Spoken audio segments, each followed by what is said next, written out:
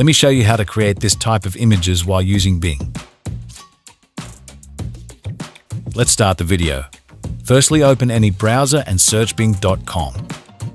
Now search Bing AI here.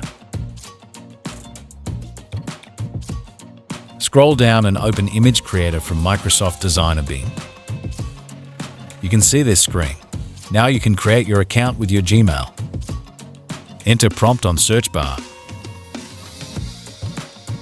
Wait for a few seconds.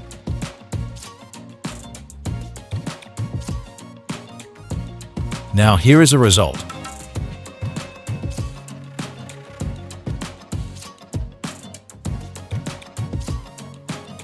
Enter another prompt on search bar.